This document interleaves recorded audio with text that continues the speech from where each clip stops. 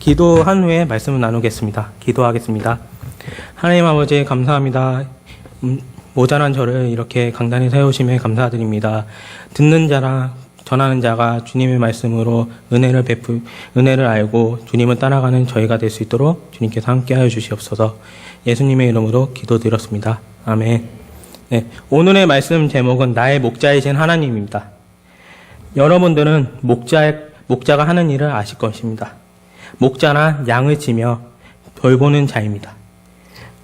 이스라엘 사람들은 다른 직업이 있었고 양을 치며 돌보는 목자 생활을 했습니다. 맹수가 양들에게 나타나면 그들은 양들을 위해 지키곤 직접 싸워가며 양들을 지키곤 했습니다. 오늘 읽으신 시편 23편은 다윗이 쓴 시입니다. 하나님이 바로 우리의 목자시며 양 같은 우리들을 항상 인도하시어 이 세상의 악한 것으로부터 우리를 친히 지키신다고 고백을 하고 있습니다. 시편 23편의 말씀을 통해 우리 모두가 목자 대신 하나님을 알아가고 그분만을 온전히 의지하고 따라가는 삶을 살 수 있기를 원합니다. 첫 번째로 목자 대신 하나님은 우리를 부족함이 없게 하시는 분이십니다. 오늘 본문 시편 23편 1절을 보시면 다윗은 여호와는 나의 목자시니 내게 부족함이 없으리로다 라고 고백을 하고 있습니다. 다윗은 단지 하나님이 나의 목자시기 때문에 부족함이 없다고 고백을 하고 있습니다. 다윗은 내가 하나님으로부터 무엇을 받음으로 부족함이 없는 것이 아니라 그저 하나님이 목자이시기 때문에 부족함이 없다고 하는 것입니다.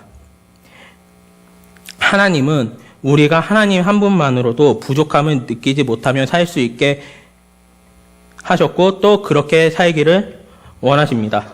하지만 우리들은 돈, 명예와 같이 이 나의 세상적인 욕심이 채워질 때 풍족함을 느낌으로 부족함이 없다고 이야기를 합니다.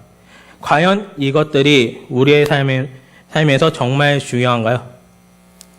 그리고 영원한 만족이 될까요? 아닙니다. 그거는 한순간일 뿐입니다. 하나님이 우리들의 목자 되심으로 부족함이 없는 참된 만족과 영원한 생명을 얻는 것입니다. 앞서 말했듯이 다윗은 자신에게 전혀 다른 부족함이 없다고 하는데 이것은 왕으로서 누렸던 물질과 명예 때문에 부족함이 없다는 것이 아니라 오직 하나님이 나의 목자시기에 부족함이 없다는 고백인 것입니다. 우리도 마찬가지입니다. 세상의 부와 명예, 쾌락, 인기 등이 모든 것을 가졌다 할지라도 영원하신 하나님이 없으면 아무것도 아닙니다. 그 영원하신 하나님이 나의 목자시며 나와 함께 하시기에 이 세상에서도 우리들은 항상 부족함이 없는 삶을 사는 것입니다. 마치 양이 목자가 없으면 아무것도 할 수 없듯이 우리들도 하나님이 없으면 제대로 살아갈 수 없습니다. 우리들에게 진정 필요한 것은 오직 하나님이십니다. 두 번째로 목자 되신 하나님은 우리들을 가장 좋은 길로 인도하시는 하나님입니다. 목자는 양들의 필요를 알고 양들을 가장 좋은 곳으로 인도합니다.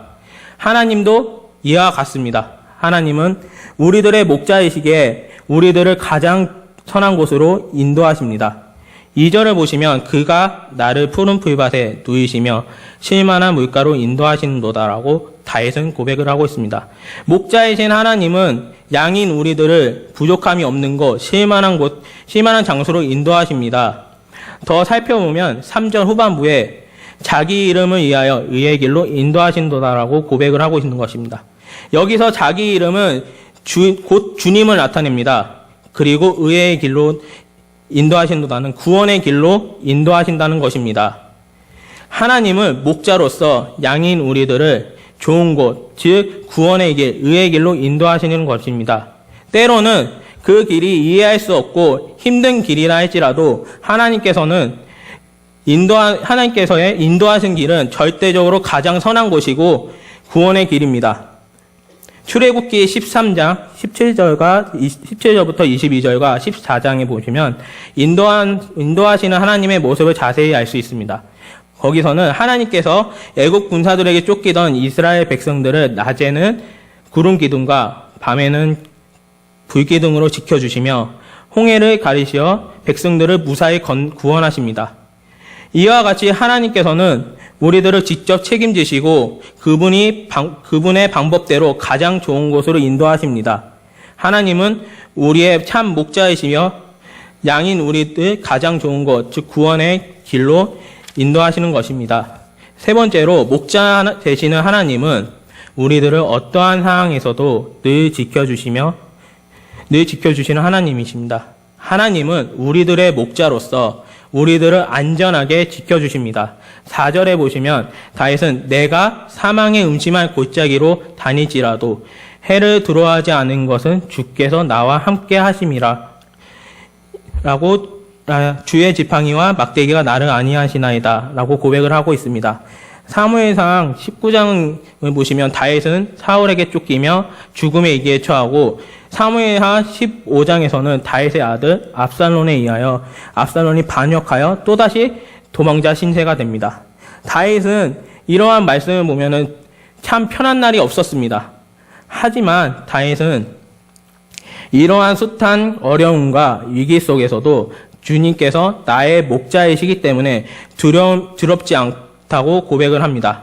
다윗이 사망의 음침한 골짜기, 즉 고난과 힘든 상황에서도 주님께서는 항상 자신을 지켜주신다고 고백하는 것처럼 우리들 또한 어떠한 위기 속에서도 하나님께서 우리를 지켜주심을 믿어야 합니다. 4절 후반부로 보시면 다윗은 주의 지팡이와 막대기가 나를 아니하시다라고 합니다. 목자들은 양들을 지킬 때 지팡이와 막대기를 사용합니다. 하나님은 우리의 목자로서 양인 우리들을 그분의 지팡이와 막대기로 안전하게 지키십니다. 우리는 그분이 우리가 어떠한 상황에 닥칠지라도 결코 떠나지 아니하시고 함께 하시어 결국 구원의 길로 인도하시는 것입니다. 그 인도하시는 하나님이라는 것을 결코 잊지 말아야 한다는 것입니다. 말씀을 정리하겠습니다. 하나님은 우리의 목자이십니다. 우리는 목자이신 하나님 한 분만으로도 결코 부족함이 없습니다. 왜냐하면 목자 되신 하나님께서 우리의 필요를 아시고 가장 좋은 길로 인도하시며 지켜주시기 때문입니다. 양이 목자를 떠나면 맹수에게 죽는 것처럼 우리들도 하나님을 떠나면 결국 악에 빠져 죽게 되는 것입니다. 그렇기 때문에 우리들은 결코 주님을 떠나서도 안 되고 떠날 수도 없습니다. 다윗이 주님만이 나의 목자 되시고 그 주님으로 인해 부족함이 없다고 말한 그 고백이 바로 우리들의 고백이 되기를 진심으로 소원합니다.